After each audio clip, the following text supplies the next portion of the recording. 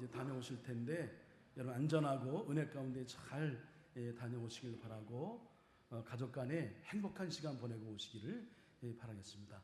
오늘 예배 자리가 더러 이렇게 좀 빈 거 보니까 아마 먼저 출발하신 분도 계시고 이번에 그 뭐 연휴가 꽤 길죠. 그래서 여기저기 또 좋은 계획 갖고 나가신 분도 계신데 아무튼 안전하게 잘 다녀오시길 바라겠습니다. 여러분 저는 개인적으로 어떤 사람들이 전혀 저에 대한 정보가 없는 사람들이 혹시 목사님이시죠? 교회 나가시죠? 이런 얘기 듣는 게 제일 아주 반갑고 좋더라고요.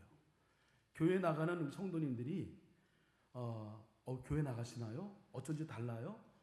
더 나아가 예수님 닮으신 것 같으네요? 이런 얘기 들으면 얼마나 좋을까요? 우리 뭐 그런 얘기 듣지 못한 분에게 한번 들려드릴까요? 옆에 있는 분들이 서로 인사하겠습니다. 예수님 닮으셨네요. 인사하겠습니다.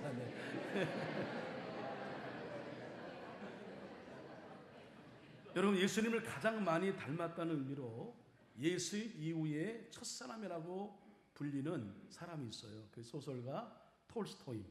한 번 정도 이름을 들어보았을 겁니다. 그가 이제 모든 소설 쓰기를 그만두고 말년에 인생의 말미에 명상을 통해 얻은 글을 모아서 발표한 책이 있는데 그 책이 살아갈 날들을 위한 공부라고 하는 책입니다. 그는 이 책을 다른 어떤 책보다 상당히 귀하게 중요하게 여겨서 그 책을 가족들에게 몇 번씩 읽어주었고 가까운 친구들에게도 권했던 책입니다. 그 자신이 삶의 지침으로 삼고 죽음을 맞기 직전 침대에서까지 이 책을 즐겨 읽었다는 이야기가 있습니다. 그가 블라디미르 체르트코프에게 보낸 편지에 따르면 그 책은 살면서 가장 필요하고 유익한 내용을 담은 모음집이다. 이렇게 표현을 했습니다. 제가 이 장황하게 말씀드리는 건 바로 그 다음 말씀을 위해서 제가 이 장황한 얘기를 들었는데 이 책에서 톨스토이가 이런 말을 했어요. 여러분 잘 들어보시기 바랍니다. 우리는 노동이라고 하면 건물을 짓고 밭을 갈고 소를 먹이는 것 같이 눈에 보이는 것만을 떠올린다. 그러나 진정한 노동은 눈에 보이지 않는다. 그것은 내면의 영혼을 개선시키는 일이다.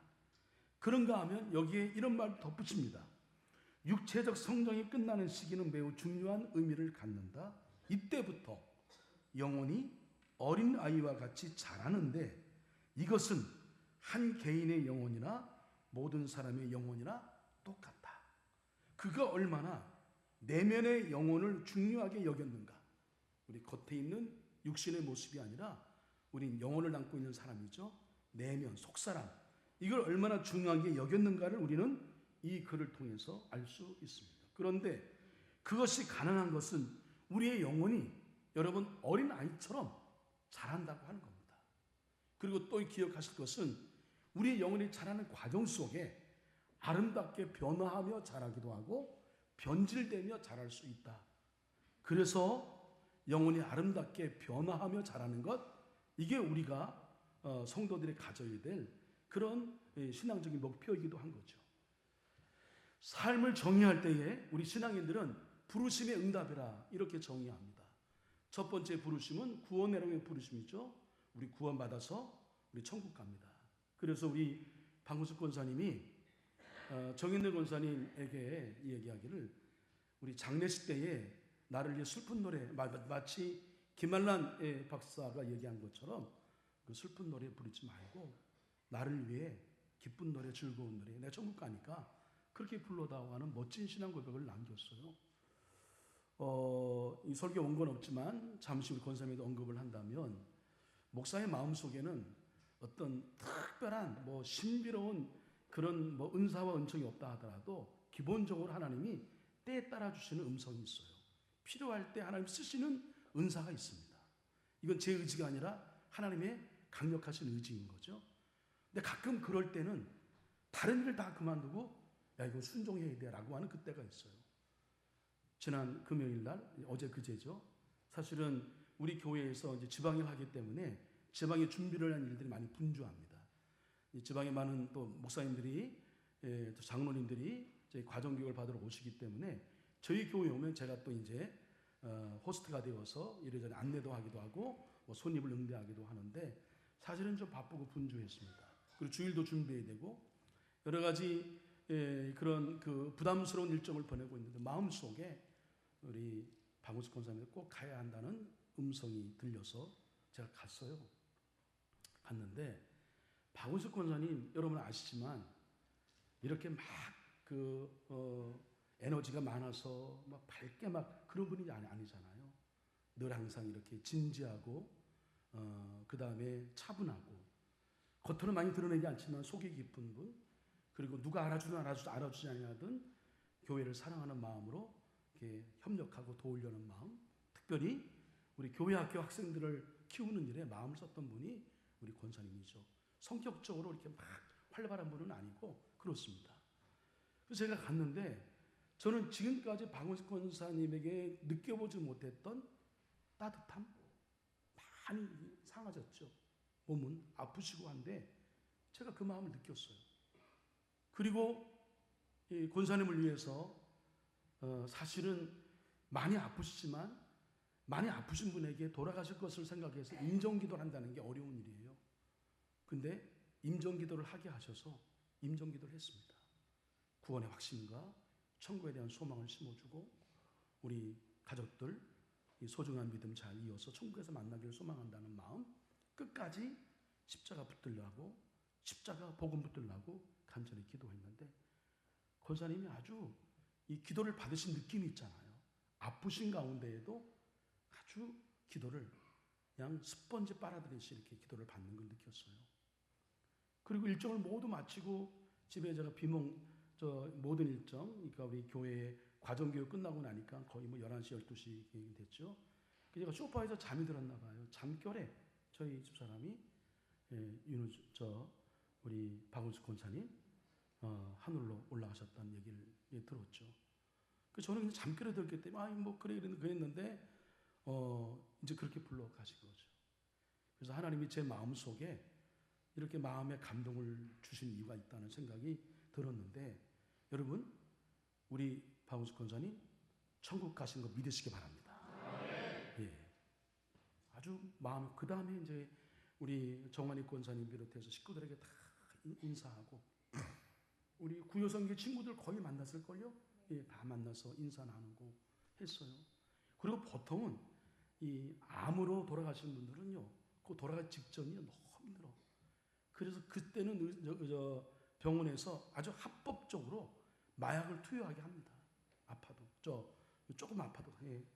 근데 권사님 그렇게 뭐 아픈 내색 없이 잘 이겨내며 그래서 천국을 맞이하신 것을 볼 때에 얼마나 감사한지.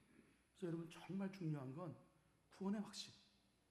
예수님을 인격적으로 만나는 것. 중생에 대한 분명한 확신, 거듭남에 대한 확신한 선명한 고백. 이게 우리가 믿는 우리 신앙의 영역 가운데 우리 인생 속에 가장 중요한 주제며 또 우리가 마음속에 간직할 그런 내용이 되겠다는 생각을 가졌습니다. 각자 모두에게 하나님 우리를 부르신 구원의로의 부르심이 있어요. 어떤 이는 구원의 부르심을 느끼게 할 때는 그 성령 역사하신 거죠. 구원의 은혜가 너무 감사해서 제 경우는 한울산 기도원에서 나무 붙들고 기도할 때에 나 같은 주인을 살리신 게 너무나 고마워. 그래서 나 때문에 예수님 십자가 돌아갔다는 게 도대체 말이 안 돼. 엉엉 울고 눈물 흘리고 콧물 흘리고 근데 이상하게 마음은 편해. 야, 지금까지 경험해 보지 못했던 평안함이에요. 자유함이에요. 야, 이게 구원의 확신이구나. 그런 확신을 갖고 이제 제가 더 기도하여 부름받아 목사가 되기로 했는데 우리 모두는요 먼저 주님이 우리를 부르시는 구원의 부르심이 있고 그 다음에 어떤 부르심이냐면 사명의 부르심이 있어요. 각자 모두. 여러분 생각해 보세요. 우리가 각자 인생을 살았어. 여기저기에서 태생이 다 달라. 배운 거 다 달라. 근데 한석교라는 공동체 안에 우리를 이러저런 일을 묶어주어서 여기 한 자리에 모여 함께 예배드리며 영적인 한 식구로 살게 하신 것이 여러분 우연인 것 같아요? 여러분 그냥 이루어진 것 같습니까? 절대로 그렇지 않습니다. 하나님이 여러분이 아니면 이 일을 감당할 수 없기 때문에 여러분을 꼭 보내셔서 합력해서 우리 한석교회를 이 섬기는 일에 마음을 모으라고 여러분을 선택하여 부르신 자리가 여기 한석교회인 줄로 믿습니다. 저도 여기 부르신 건 하나님의 섭리하심이고 다 그런 거죠. 우리 새롭게 이성호 목사님 부르신 것도 왕일의 목사님 부르신 것도 그냥 이루어진 일이 아니에요. 여기서 무언가 하라고 각자 모두에게 사명이 있단 말이에요. 그 사명의 부르심에 민감하게 응답하며 살아가는 자가 성도인 거죠. 여러분, 엘리 제사장과 사무엘의 이야기를 우리는 너무나 잘 알고 있죠. 이 이야기는 사실은 어두운 배경에서 시작이 되잖아요. 여호와의 말씀이 희귀하여 이상이 흔히 보이지 않았다. 이 말씀이 나오는데 내 소견이 옳은 대로로 대변하는 시대가 있어요. 그게 뭐예요? 사사시대, 영적으로 암흑시대입니다. 이 사사시대 말기에 타락하고 부패한 영적 상황을 매우 두드러지게 암시한 말씀이 여호와의 말씀이 희귀하다. 그리고 이상이 흔히 보이지 않았다. 하나님의 말씀과 이상, 계시, 이게 민감하게 전해야 하는 것이 누구예요? 제사장이고 선지자의 막중한 사명인데 그 말씀이 희귀해, 너무 귀해, 안 들려, 이상이, 계시가 없어. 이런 영적인 어두운 시대에 있었다. 거기를 그 영적인 어두운 시대를 한 번 더 부각하기 위하여 성경은 이렇게 소개합니다. 엘리의 눈이 점점 어두워 가서 엘리 제사장이 그때 98세라고 해요. 당연히 눈이 어둡죠. 당연한 그 순리입니다. 당연한 현상이라고 볼 수 있어요. 그러나 이 말씀이 우리에게 보여주는 것은 단순히 엘리의 육체적 노쇠만이 아니에요. 오히려 나이보다 훨씬 더 늙어버린 그의 영적 노쇠를 말씀하는 상징적인 말씀입니다.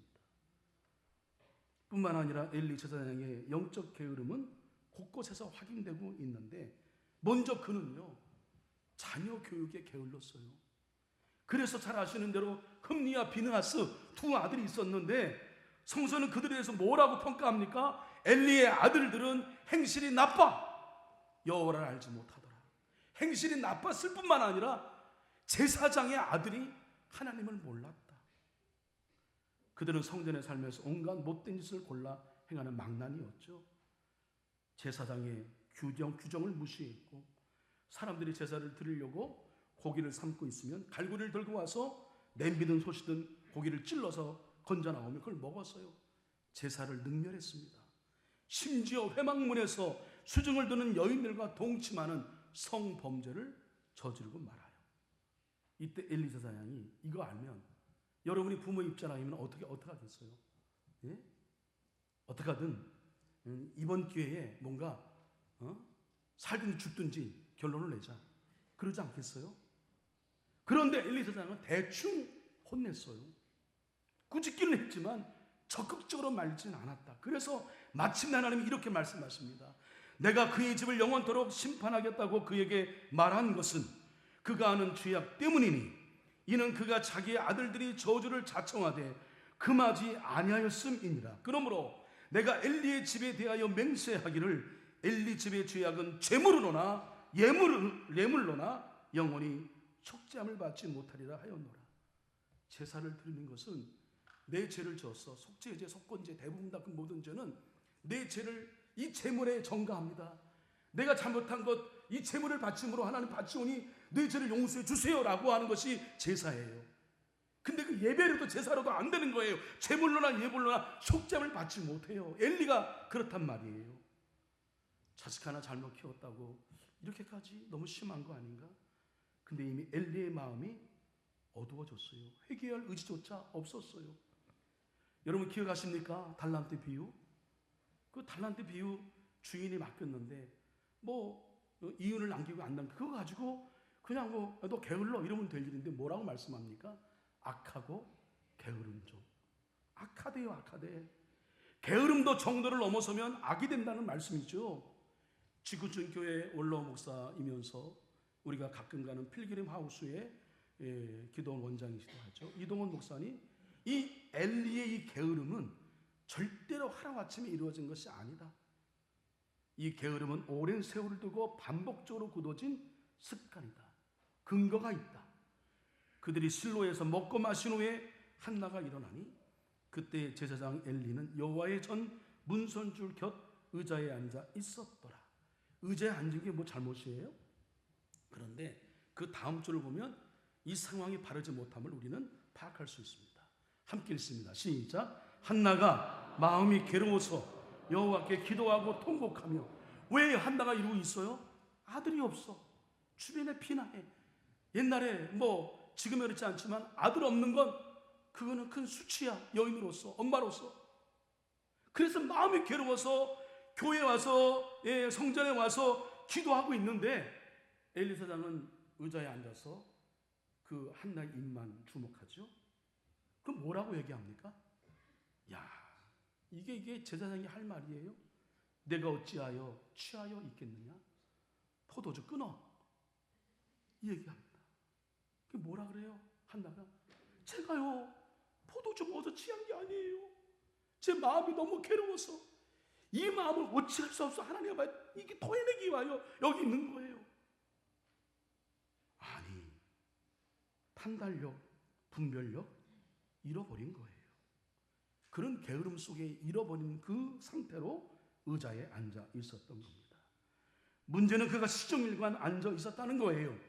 그가 이럴 때에 엘리가 길 옆 자기의 의자에 앉아 기다리며 그의 마음이 하나님의 괴로 말미암아 떨릴지언정 여기서도 여전히 의자에 앉아 있어요. 그러나 이때도 역시 앉아 있을 상황이 아닙니다. 지금 블레셋과 전쟁 중이에요. 전쟁 중에 왕이 의자에 앉아 있어. 그래서 전쟁에 패해서 34,000명이 죽었어요. 병사들이, 우리 백성들이 죽었어요. 언약궤도 빼앗겼습니까? 빼앗겼어요. 두 아들도 죽었어요. 어떻게 의자에 앉아 있어요? 하나님의 괴를 말할 때 엘리가 자기 의자에서 뒤로 넘어져 문 곁에서 목이 부러져 죽었으니 나이가 많고 비대한 까닭이라. 그가 이스라엘의 사사가 된 지 40년이었더라. 의자에서 죽었어요. 이 죽음은 그의 게으름 속에서 이미 예견된 것이었습니다. 그런데 이 비극의 치유를 맞이하게 되기 전에 하나님이 그냥 여러분 이 비극을 허락하지는 않았습니다. 기회를 주죠. 경고하셨어요. 하나님이 엘리 제사장과 그의 아들들의 죄로 인해 그 가문을 심판하시겠다는 경고의 내용이 사무엘상 3장 10장 12절에 나오죠. 하나님은 바로 이 말씀을 하시기 위하여 어린 사무엘을 부릅니다. 3번 부르시죠. 하나님의 음성을 들어본 사무엘은 엘리 제사장이 자기를 부르고 목소리도 비슷해. 그래서 당신이 나를 부르셨기로 내가 여기 왔나이다. 여기 있나이다. 문제는 그렇게 3번이나 같은 부름이 반복된 여전히 엘리 제사장은 그 영혼의 어둠 속에서 지금 사무엘이 부르짖는 그 목소리가 하나님임을 전혀 감지하지 못했다. 여러분, 이렇게 영적으로 주는 사인에 대해서 3번이나 반복해서 비로소 알았다. 이게 둔감한 거죠. 3번 같은 부르심이 있고 나서야 비로소 깨달았죠. 사무엘을 부릅니다. 야, 가서 누웠다가 그가 너를 다시 부르거든 네가 말하기를 여호와여 말씀하옵소서 주의 종이 듣겠나. 이제 정신 차렸어요. 나이가 들어 육체가 노쇠한 것 그것만이 문제가 아니라 우리의 영혼마저 쇠지지 않도록 우리는 영혼을 잘 돌봐야 한다. 일단 먼저 붙잡아야 할 오늘의 메시지입니다. 다 같이 아멘. 육신뿐만 아니라 우리의 영혼, 내면, 속사람. 근데 정말 두려운 사실은 따로 있습니다.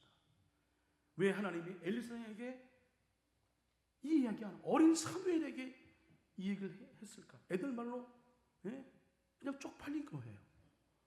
하나님의 음성을 듣고 그걸 전할 사람의 역할이 제사장인데 나이 어린 사무엘이 여러분 하나님이 왜 그러셨을까? 엘리 대화 끊으신 거예요. 여러분의 대화를 끊으시면 하나님도 대화를 끊으십니다. 기억하세요. 여러분이 기도를 끊으면 하나님도 기도를 끊으십니다. 이거요, 두려움으로 떨림으로 들으셔야 돼요. 예? 그래서 이미 그 예견된 심판, 제물로도 예물로도 영원히 속죄함을 받을 수 없는 엘리 스스로도 알고 있는 이 심판이었어요. 비로소 이 상황을 감지한 엘리 사장의 말은 우리의 마음을 너무도 아프게 합니다. 엘리가 사무엘을 불러 이르되 내 아들 사무엘아 하니 그가 대답하되 내가 여기 있나이다 하니 그가 이르되 내게 무엇을 말씀하셨느냐 물어. 예? 예? 내게 숨기지 말라. 내게 말씀하신 모든 것을 하나라도 숨기면 하나님이 내게 벌을 내리시고 또 내리시길 원하노라 하는지라 사무엘이 그것을 그에게 자세히 말하고 조금도 숨기지 아니하고 그가 이르되 여호와이시니 선하신 대로 하실 것이니라. 그가 자신의 자녀들의 죄악을 알았을 때에 돌이킬 수 있었더라고 하면 얼마나 좋았을까. 어린 사무엘의 입을 빌어 듣는 하나님의 심판의 말씀은 이 늙은 노 제사장의 마음을 얼마나 부끄럽게 만들었을까. 가슴 아프고 민망한 이야기죠. 근데 그 이후로 하나님은 또 다른 사람을 택하셔서 하나님의 일을 계속 이어가시는 겁니다. 사람이 없으면 돌들을 통해서도 말씀하시는 분이 우리 하나님이신 거죠. 누구를 통해? 사무엘에게 희망을 겁니다. 사무엘이 자라매 여호와께서 그와 함께 계셔서 그의 말이 하나도 땅에 떨어지지 않게 하시니 단에서부터 부엘세바까지의 온 이스라엘이 사무엘은 여호와의 선자로 세우심을 입은 줄 알았더라. 어린 사무엘에게 있어서 하나님이 자기의 이름을 부르셨던 경험은 그에게 어떤 변화를 가져다 주었을까요? 여호와의 말씀이 희귀하던 시대, 이상조차 흔하지 않았던 시대, 그 시기에 하나님이 자기의 이름을 부르셨어요. 이 영적인 기억이 사무엘의 성장을 밝게 하는 동력이 된 겁니다. 처음에 하나님의 사무엘을 부르실 때에 그 음성이 어찌나 사람과 똑같았던지 엘리 음성전하고 같죠. 그런데 그 영적 경험이 사무엘로 하여금 하나님하고 매우 친숙하게 느껴지는 계기가 된 거죠. 그 경험은 사무엘의 영혼을 자라게 해주었습니다. 하나님이 가까워진 거죠. 하나님과 매우 친밀한 기회를 얻게 된 겁니다. 하나님은 정말 자연스럽게 사무엘의 인격 속에 찾아오신 거죠. 하나님 사무엘을 자라도록 함께 해주셨고 사무엘에게 하나님의 말씀은 매우 친숙했습니다. 그 결과 이것이에요. 사무엘이 자랄 때 주께서 그와 함께 계셔서 사무엘의 한 말이 하나도 어긋나지 않고 다 이루어지게 하셨다. 다 같이 아멘. 사무엘의 한 말이, 사람의 한 말이 하나님이 들으셔서 다 응답하셨다. 우리가 여러분, 우리 이번에 세달 특별 새벽 기도회 작년에 그 개근한 학생들을 중심으로 일본에 왜 갔습니까? 여러분, 제가 여행 건수를 만들어 저도 여행 갔다 오려고 제가 그거 했습니까? 여러분, 교회에서 성도님하고 같이 가고 특별히 애들하고 같이 가면 돌아오는 내내 가시방석이에요. 예? 그냥 편안하게 그냥 아무 생각 없이 갔다 오는 게 여행인 거죠. 여러분 잘 몰라서 하시는 말씀입니다. 근데 우리가 그렇게 제가 일부러 가고 또 선생님들 가시고 그리고 그냥 갑니까?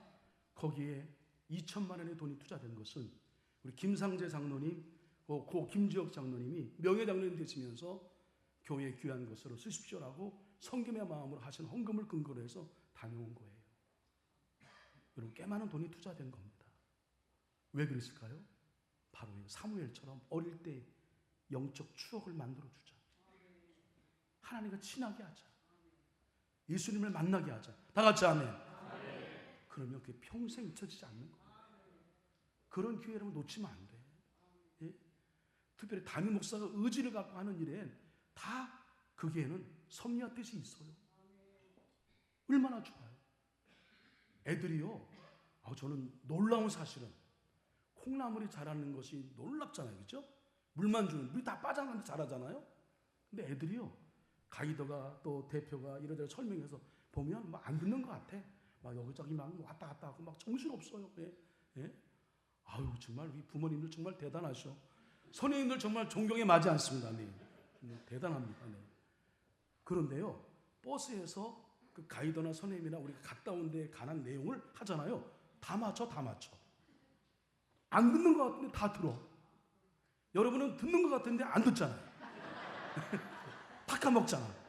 근데 애들은 안 듣는 것 같은데 들어. 야, 희망을 받습니다. 왜 그렇게 하는 거예요? 조금이라도 예수님과 친해지기 위해서. 예수님과 친해지고 하나님과 친숙하면 그의 인생은 끝난 거예요. 예? 하나님 책임져 주시는 거예요. 할렐루야. 이런 일에 여러분 마음을 모아주세요.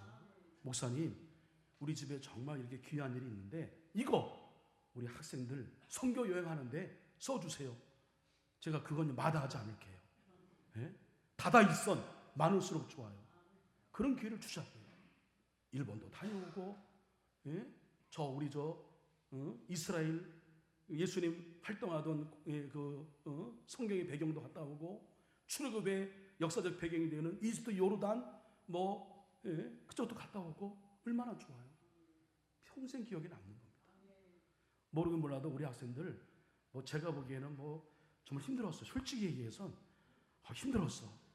다음에 이거 해야 되나? 그런 고민까지 생길 만큼. 근데 보람은 있어요. 애들에게 희망을 봅니다. 그래서 하는 거예요.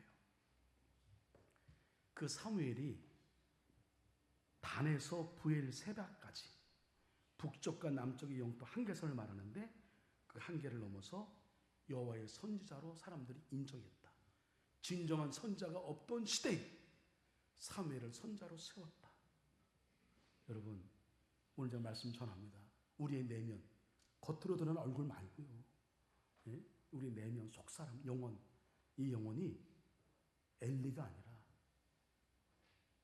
여러분 사무엘과 같기를 간절히 축원합니다.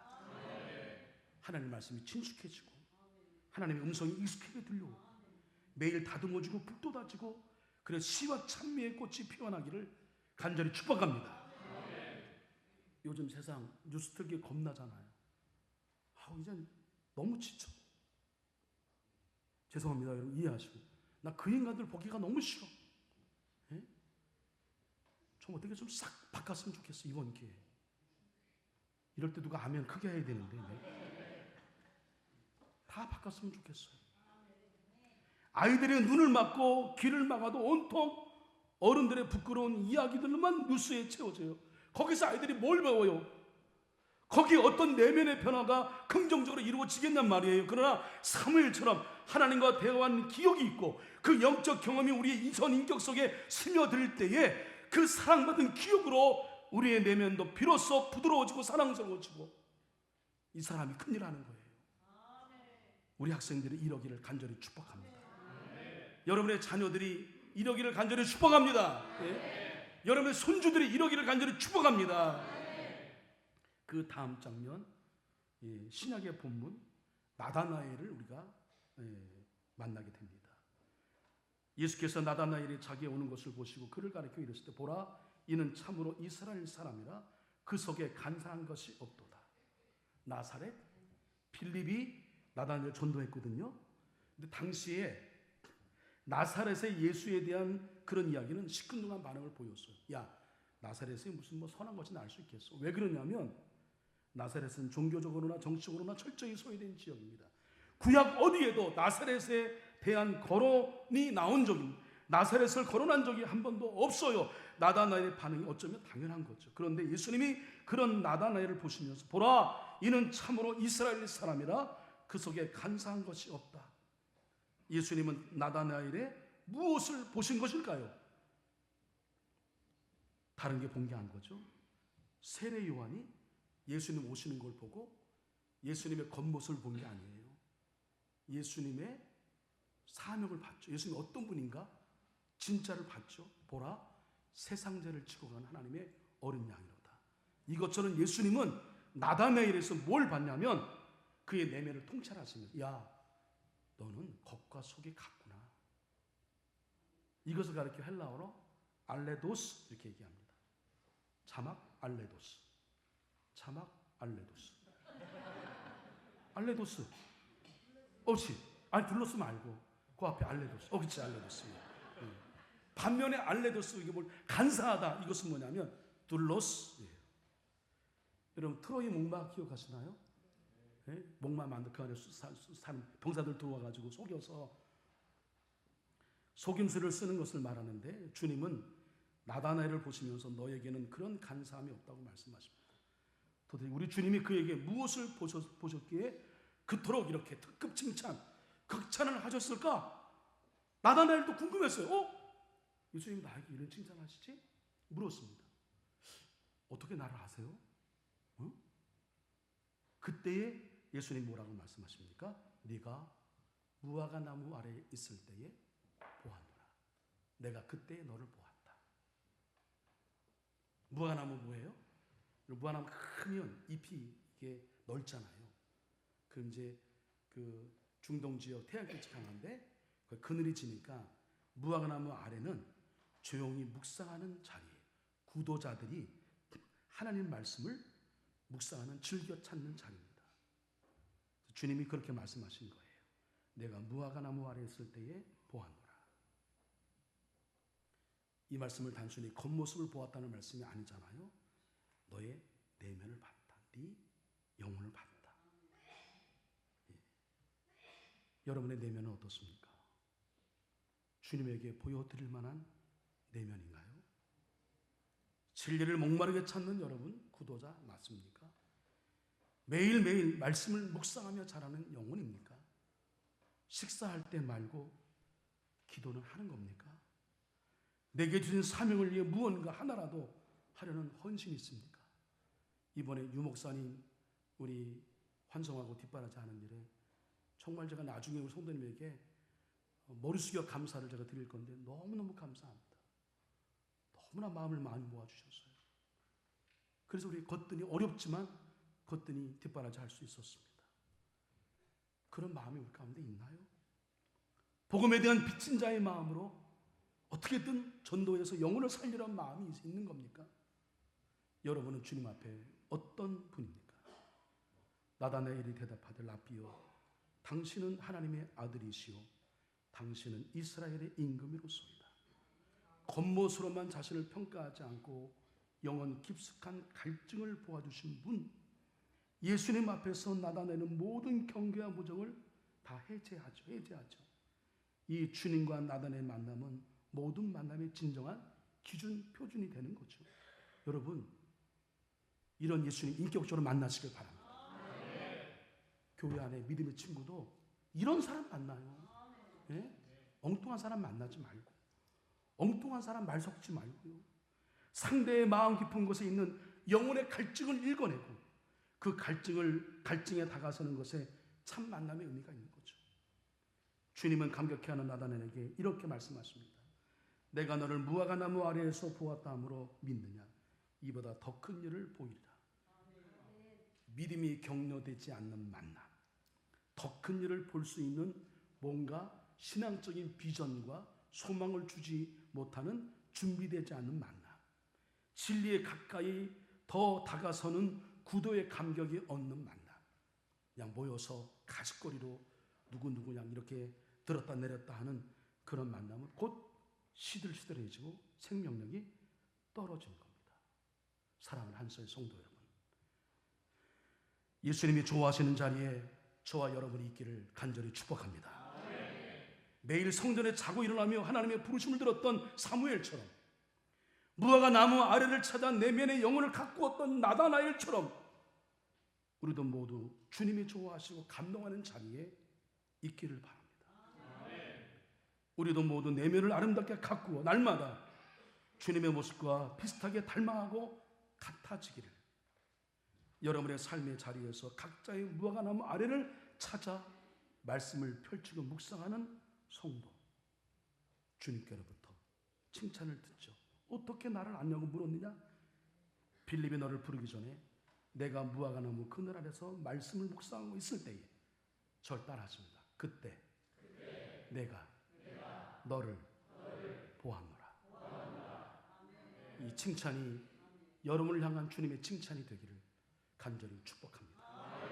기도하겠습니다. 주님, 우리의 내면이 주님으로 성령으로 충만하게 채워지게 하여 주시옵소서. 그래서 우리 주님이 좋아하시는 자리에 우리가 있기를 원하옵나이다. 명절을 가족과 함께 보내는 중에도 우리는 성도인 것을 잊지 않고 솔선하여 섬김의 자리에 있게 하여 주시옵소서. 진정으로 닮고 싶은 예수님의 이름으로 기도합니다. 아멘.